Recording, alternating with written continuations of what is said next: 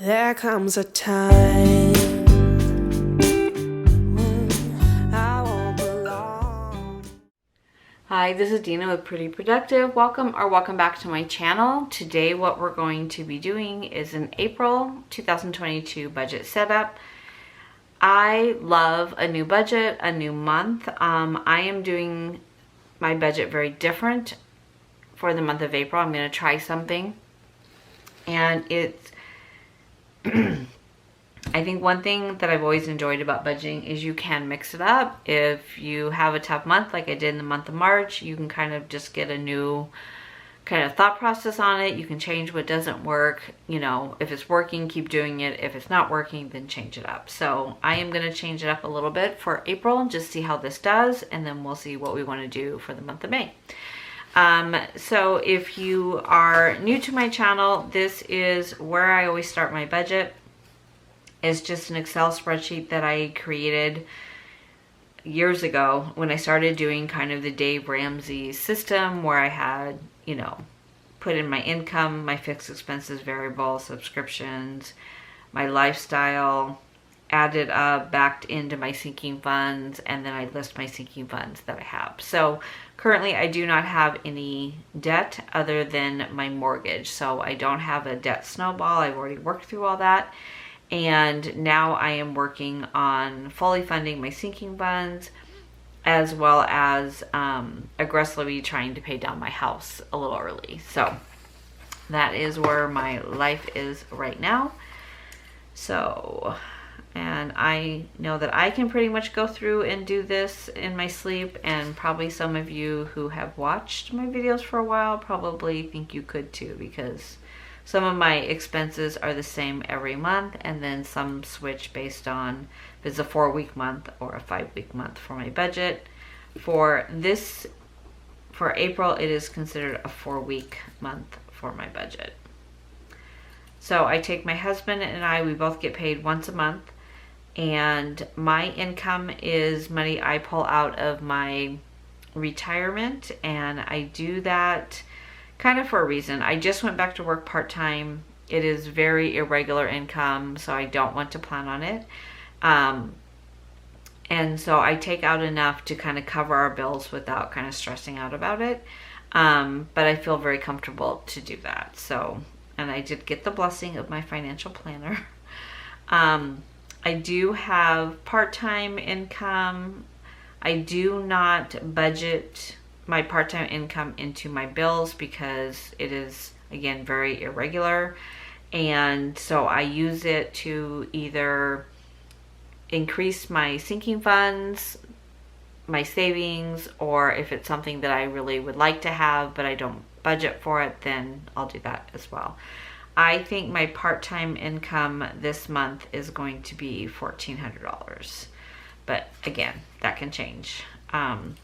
So mortgage, $3,100. Oh, let me go back. So my husband's check is $48.50. Mine is $48.50. My one daughter pays me $180. That's for her phone and insurance. My other daughter pays me $200 for the same thing. So my income is $10,080. So I will show you what I use that money for, but I don't include it in this initial setup of my budget. My cell phone is $302, gym is $52, internet is $120, Netflix has gone up to $17, life insurance for my husband and I is $106, auto insurance is $303, HBO Plus, I'm on a kind of a intro pricing till October, is $6, Superstar car wash is $15, Hulu I'm not picking up yet.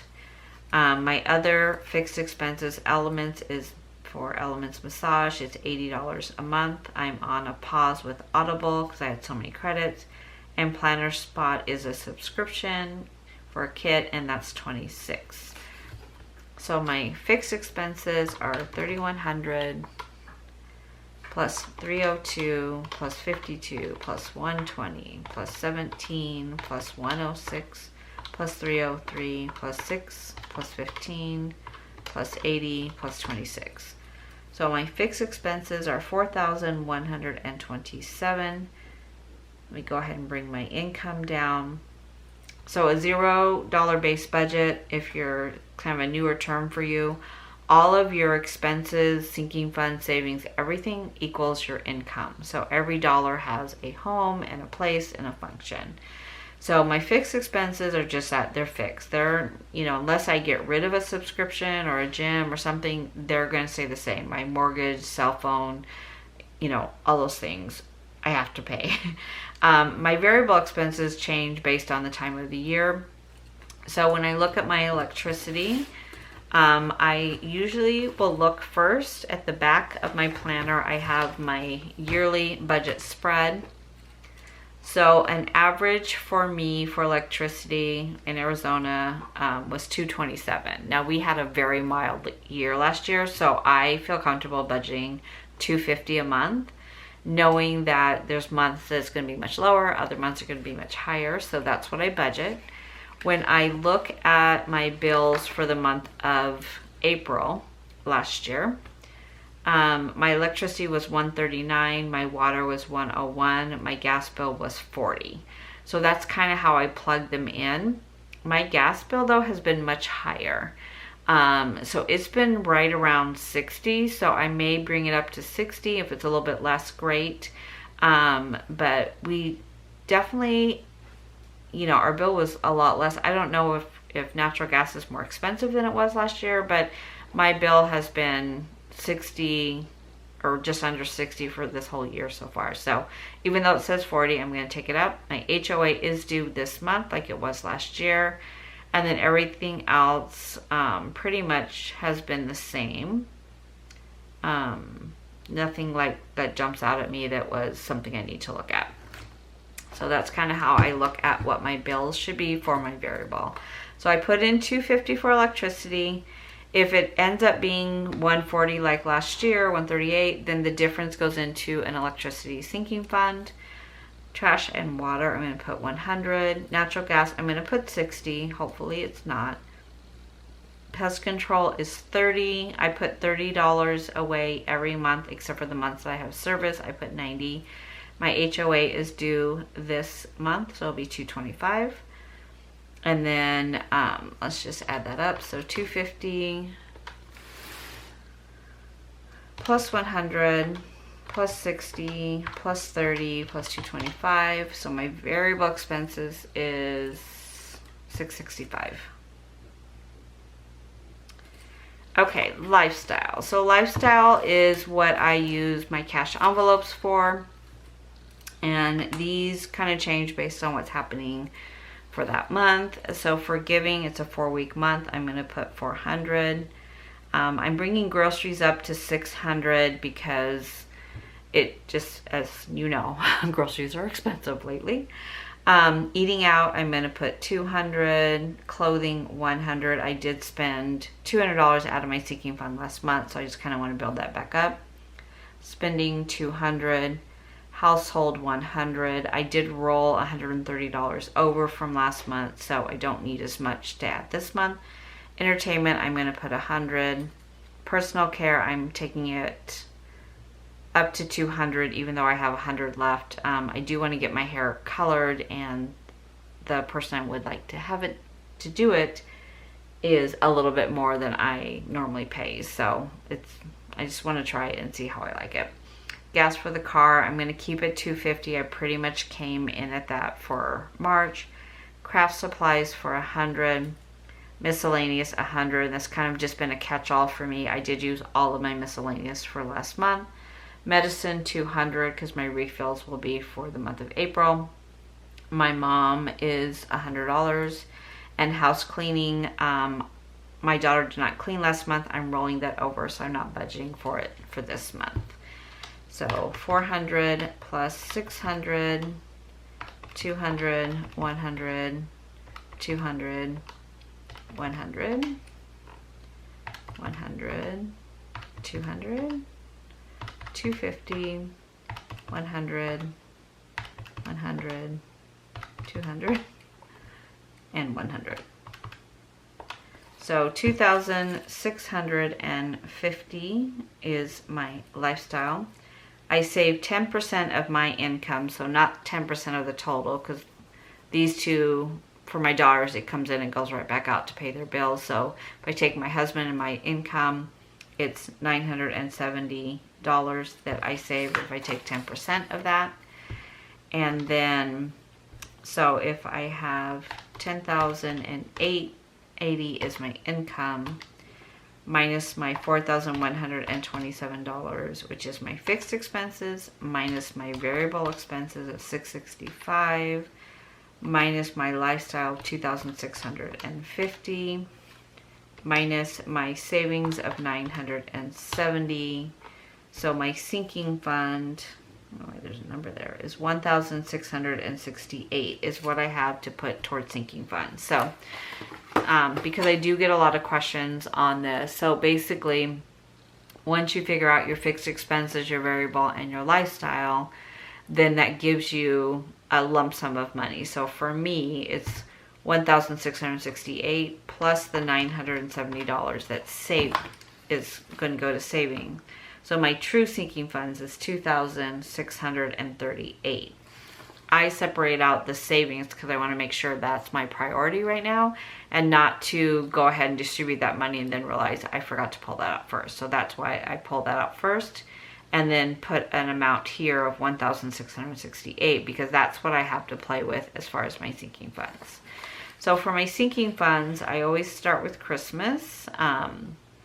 I calculate my budget in January, and then I divide that by 10 months because I always want it funded by October so that I can start shopping in November. So it ends up being $400. And before we get too far into sinking funds, I did take some time today to reconcile all of my sinking funds for the month of March. I did a little bit of damage, but not a lot. So for Christmas, I did add $400 last month, so my beginning balance is $1,242. So I'm just going to put that here. Where'd it go? $1,242. And then I'm going to just kind of group birthdays all together. I do add $50 into mine, my daughter's, my husband, and my daughter and son-in-law's. So for myself and for my daughter, our birthdays are in July. We'll be fully funded in the month of April. So I'm going to add $200 into there. I'm not going to really add a starting balance because instead of writing it individually, I'm just going to group it this time. And then for, what else was I going to do? So dental is one that I am working on, and when I really looked at where I was and where I needed to be, I need to step it up. So starting with 140, I'm adding 100. Technology, okay, so technology is an online account and Christmas is an online account. So technology, I'm starting with 2,039. And I'm adding 200. And then, let's see, so vitamins, I'm starting with 140, and I'm just putting back 60, which is what I took out of that. So this craft supply, I normally leave that in my account. I am now going to take it out in cash, because I'm going to add that to my sinking fund. Let's see, what else did I have miscellaneous up here? Yeah, I did. Okay. So I kind of wrote down some ideas of where I wanted to pull, what I wanted to fund this month based on what I took out. So planner is, I'm starting with 100. I used 200. I'm just going to add 100 and get that built back up. Medical, I've done major damage in my medical, so I'm in, right now I have 902. I'm going to add 200. Date night was a new sinking fund for me. I had 100. I used 100. I'm adding 100 back in. Target, what I do is I buy a gift card and I put it on my red card, my Target red card, where normally it would come out of my checking account. I load up the gift card, and then that way the money's at Target and I'm not spending it someplace else. Again, I started with 100, I used 100, and now I'm putting 100 back on. So let's see where we're at. So 400 plus 200 plus 100 plus 200 plus 60 plus 100 plus 200 plus 100 plus 100. Okay. I also am leaving 208 as my account cushion. So I leave $1,000 in my checking account as my cushion, and I dipped into that in the month of March. I really spent a lot. So I am putting 208 into just leaving that in my account, but I want to account for that money from my income. So I'm just leaving $208 in there, 208. And that brings me to $1,668. So it would be a $0 budget. So 10,080. Okay. So this is my first way I set it up. Then I go at my sinking fund. So this is just kind of how I reconcile them at the end of the month. What my goal is, what my beginning balance, what I added. Plus means this is my incremental income. So when I add from my incremental income, I put it there, what I use, and this gives me my ending total. So I always do this first before I set up the next month's budget. Then I take this information and I transfer it onto my bill breakdown, and then I write in what I'm going to take out for this month, and then I break out the denominations before I go to the bank. So because this takes me a long time, I went ahead and did it. So through the magic of technology, this is the amount of money that I will be pulling out. So I said at the beginning of this video that I was doing a whole new system. So what I'm going to be doing this time, because my Capital One card, which is the card that I use for any online shopping or anything like that, the bill was so high this month. Now there were things that I put on them that were very out of the ordinary. I put my braces, we paid for those up front. I was then reimbursed for my medical spending account, so I paid that off. I had a lot of medical bills, all these different things. And there was a time where I had spent everything in my cash envelopes and I was still spending money, so I was using my credit card. So this time what I'm going to do is I'm pulling out half of the amount that I'm going to pull out. Normally I pull the entire month's dollars out. But I'm going to pull out half, and then each week as I do my budget check-in and check my transactions, I will pay my card off each week. So for an example, if I have $140 in groceries, I'm not going to be using cash at the grocery store. I'm going to use my card, but then I will pay that back when I reconcile it. So all of my transactions will be on Capital One instead of being cash, me tracking them, paying my card back, or just using the cash. I just want to see if it slows down my spending, if it gives me a better record keeping. And, I'm at the point where I'm using online so much right now that it's making it even harder to use cash. Not that I don't think you can use, I know you can use cash, but I'm finding particularly when we go out, I always order before we go. So that I'm just running it and picking it up, and then again I'm paying it back from that envelope. So that's what I'm going to try this month, and we'll see how it goes. So I broke down, so for an example, anything highlighted in pink meant that I was going to pull the full amount because it was a sinking fund. And then everything else I am taking out half. If it's highlighted in blue, it's an online account. So on the first of the month, I just do an automatic transfer to my Capital One savings account, and then it's just done. It's out of my checking account just like it is a bill.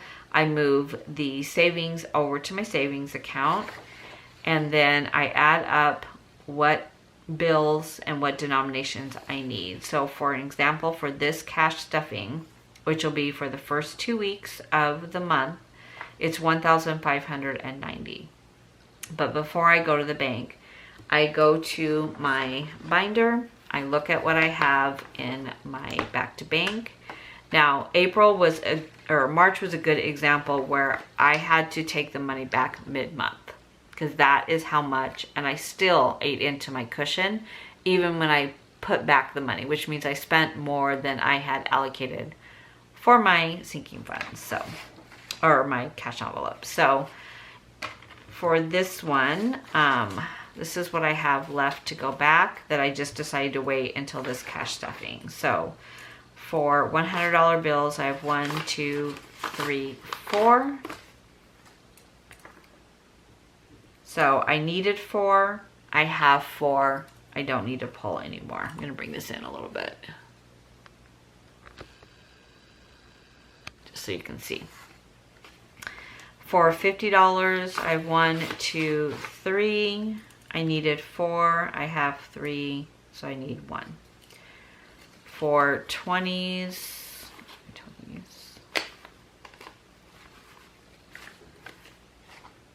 I have 20, 40, 60, 81, so I have 5.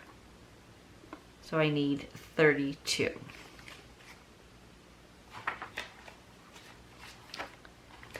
For 10s, I have 1, 2, 3. I needed 13. I need to pull out 10. For 5s, 2, 3, 4. I have 4. I needed 21. So I need to pull out 17.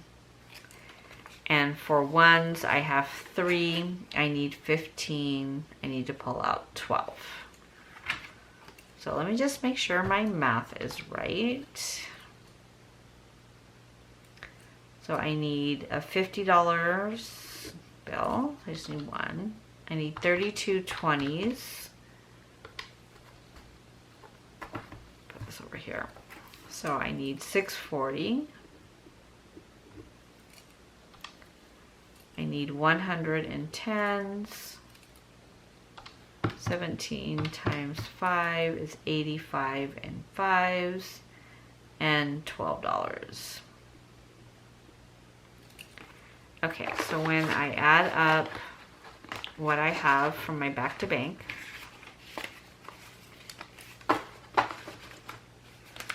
one, 2, 3, 4, 455, 550, 570, 590, 610, 630, 650, 660, 670, 680, 85, 90, 95, 703.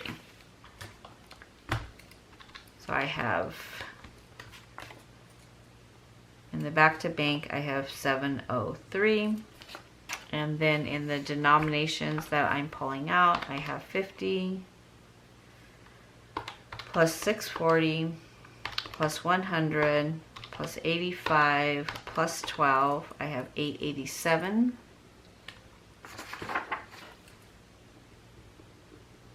Now if I had plugged this in on the spreadsheet, it would have calculated this for me, but I always like to do the math just to make sure I'm right. Plus 703 is 1590. Okay, so it balances. So I know I'm going to have the right denominations. So I put this to the side till I'm ready to do my cash stuffing, and then I fill out this to take this to the bank when I pull the cash out. So I need 150, which is $50. I need 32 20s, and that's 640. I need 10 10s, that's 100. 17 5s, that's 85. And 12 ones, that's 12. And that is a total of 887.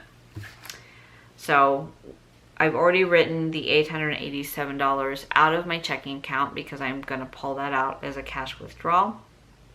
And then this 887 plus the 703 will be for my first cash stuffing for the first part of April, and then I'll kind of balance between the money I need to take back to the bank where I've used my card, which will be the majority of it. The only one that I am going to keep cash with me will be my spending. So I give myself $50 a week. That will be with me for me to use, just because I like to have some cash that I can just spend and not, you know, worry about moving from one envelope to another. So we're gonna try it. We're gonna see how it is. I did actually set up the Every Dollar app, which I've used in the past, but it's been a while. So I went ahead and did that just because I knew I could track my expenses that way, on kind of on the go. Let me see, $3. So I did a little bit of time today, of course. It did come up with a zero-based budget, which was great. Oh, it's not March, it's April. So if you've ever used this app, there's also You Need a Budget or Mint. My daughter uses Mint, but I'm comfortable with this app. So I put in my income. I did put in my expenses, my categories, plus my sinking funds. It does balance. So now when I say I use my card for groceries, I'll just pick that up. I'll put a plus that I'm using, you know, money out of here. I'll subtract it out, and then that will kind of give me a running total, plus it will track my transaction. So we'll see how this works. I may not need to do this. I may just be able to keep my receipts and do my transactions that way, or I might just throw a little notepad in my purse. We'll see how that works. But I'm excited to kind of have something new and different. It kind of, you know, makes me excited again to budget. I love to budget, don't get me wrong, but sometimes it's nice just to change it up and see if you get different results. So I think that is everything for this budget. I will be back on the 1st of April to do my cash stuffing for my envelopes and my sinking funds. And until then, I hope you are doing well. Please let me know down below if you have any questions, and I'll see you in my next video. Please consider subscribing if you have not done so already. Take care. Bye. There comes a time when I won't belong on these streets, in these crowds, in this room.